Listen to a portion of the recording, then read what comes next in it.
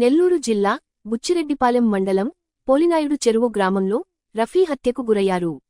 ఈ హత్య కేసులో 8 మంది నిందితులను అరెస్ట్ చేశామని బుచ్చిరెడ్డిపాలెం సీఐ శ్రీనివాస్ రెడ్డి గారు ఈరోజు ప్రెస్ మీట్ నందు తెలియజేశారు. ఈ హత్య వర్గపోరు, ఆధిపత్యం కొరకు జరిగిందని తెలియజేశారు. హత్య కొరకు ఉపయోగించిన కత్తిని, 2 కర్రలను, 2 బైక్లను స్వాధీనపరచుకున్నామని వారు తెలియజేశారు. గతంలో కూడా వీరు ఇరువురి మధ్య ఆధిపత్య పోరు జరిగిందని, పోలీస్ స్టేషన్లో వీరిపై 2 కేసులు కూడా ఉన్నాయని తెలియజేశారు. ఏప్రిల్ 29వ తేదీన పోలినాయుడు చెరువులో జరిగినటువంటి హత్య కేసులో ముద్దాయిల్ని 8 మందిని అరెస్ట్ చేయడం జరిగింది. నిన్న సాయంత్రం ఈరోజు వాళ్ళని రిమాండ్కి పంపించడం జరుగుతుంది. ఏప్రిల్ 29 హత్య కేసు జరిగిన తర్వాత మా ఎస్పీ గారి ఆదేశాల మేరకు, అట్లాగే డిఎస్పీ గారి, అడిషనల్ ఎస్పీ గారి పర్యవేక్షణలో మేము టీమ్స్ని పెట్టి ముద్దాయిల కోసం గాలించి వాళ్ళని నిన్న సాయంత్రం పోతిరెడ్డిపాలెం దగ్గర, వారధి దగ్గర, ఆర్చి దగ్గర అరెస్ట్ చేయడం జరిగింది. వారి దగ్గర నుంచి హత్యకు ఉపయోగించిన ఆయుధాలు ఏవైతే ఉన్నాయో వాళ్ళు అక్కడికి వెళ్ళి అవి కూడా సీజ్ చేయడం జరిగింది. ముఖ్యంగా ఈ పోలినాయుడు చెరువు గ్రామంలో 2 వర్గాలు అనేది ఉన్నాయి. అక్కడ వాళ్ళకి దాదాపు 10 సంవత్సరాల నుంచి ఘర్షణలు జరుగుతున్నాయి. ఒక వర్గంకి దాదాసాహెబ్ వాళ్ళకి లీడర్గా ఉన్నాడు. అట్లాగే ఇంకొక వర్గానికి రఫీ అనే అతను లీడర్గా ఉన్నాడు. వీళ్ళు ఎప్పటి నుంచో వీళ్ళు కేసులు కూడా ఉన్నాయి. ఇప్పుడు చనిపోయిన వాళ్ళ మీద అంతకుముందు ఈ ముద్దాయిలు 2 కేసులు వాళ్ళు కొట్టడం వల్ల 2 కేసులు కూడా పెట్టున్నారు. ఆ కేసులు కూడా ఉన్నాయి. అలాగే ఈ క్రమంలో జనవరిలో గంధం దగ్గర కూడా వాళ్ళు గొడవలు పడ్డారు. కానీ ఆ ప్రోగ్రామ్స్ ఏమి చేయనీయలేదనే విషయంలో గొడవ పడ్డారు. ఎక్కడ కొట్లాట అయితే జరగలేదు. ఆ గొడవ పడిన దాంట్లో ముఖ్యంగా డబ్బులు అందరి దగ్గర వసూలు చేశారు. ప్రోగ్రామ్స్ మీరు పెట్టలేదు, ఆర్కెస్ట్రాలు పెట్టలేదు, డ్యాన్స్ లేపిలేదు అనేది వాళ్ళ మీద ఆరోపణ చేసి మీరు ప్రోగ్రాము చేయలేదని వాళ్ళ మీద కక్ష పెట్టుకున్నారు. అదేవిధంగా పోలినాయుడు చెరువులో శ్మశానానికి సంబంధించి 68 సెంట్ల స్థలం ఉంది. ఆ 68 సెంట్ల స్థలము ఆనుకొనే ఇంకా 132 సెంట్లు ప్రభుత్వ భూమి ఉంది. ఆ ప్రభుత్వ భూమిని ఎవరైతే చనిపోయారో వాళ్ళ సిస్టర్ సన్నోళ్ళు, రఫీ, ఇంకొక రఫీ వాళ్ళు బంధువులు వాళ్ళు చేసుకుంటూ ఉన్నారు, సాగు చేసుకుంటూ ఉన్నారు, వరి పండించుకుంటారు. ఇప్పుడు ఆ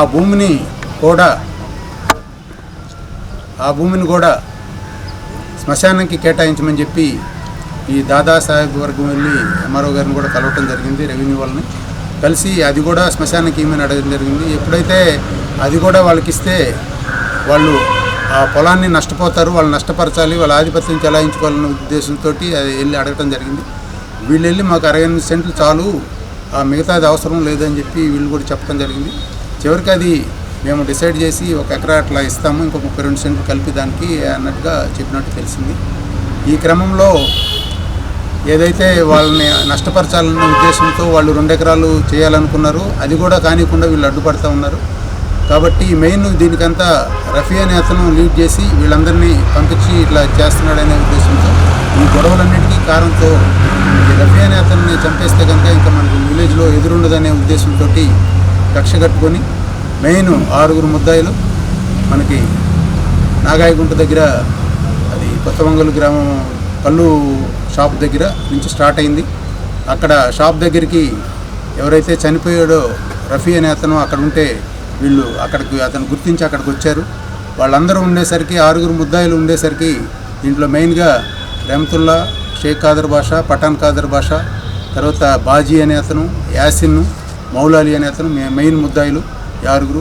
ప్రత్యక్ష సాక్షులు కూడా చనిపోయిన అతన్ని బండి మీద తీసుకొని వెళ్ళిన వాళ్ళు చెప్పిన దాని ప్రకారం వీళ్ళు చెట్టుచాటును దాముకుంటే వాళ్ళు వెళ్ళిపోయి మళ్ళీ వీళ్ళు ఎవరైతే అంజయ్యను, నాయబ్ రసూల్ అనేవాళ్ళు ఇతన్ని బండి ఎక్కించుకొని రామచంద్రాపురం మీదకి తీసుకెళ్తుంటే అతను వెంబడించి నాగాయగుంట దగ్గర అతన్ని ఆపి కర్రతో కొట్టి అక్కడి నుంచి అతను పరిగెత్తుకుంటా ఆ డొంక దారిలో నడుచుకుంటూ వెళ్తుంటే వెంబడించి కత్తితోటి ఒకళ్ళ తర్వాత ఒకళ్ళు కొడవటం జరిగింది.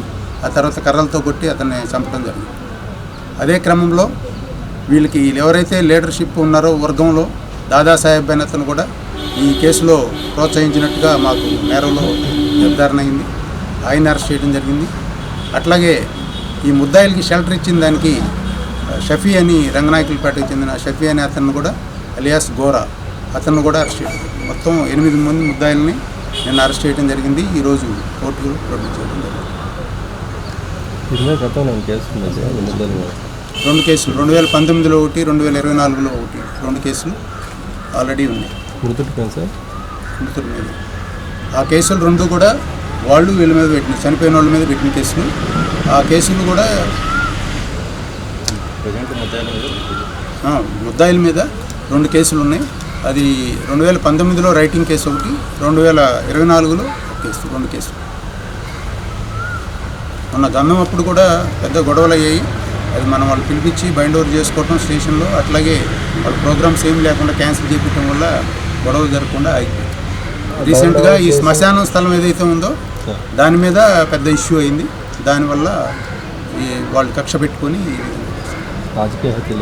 రాజకీయ సంబంధం. ఓకేనా, థ్యాంక్ యూ. అందరికీ నమస్కారం.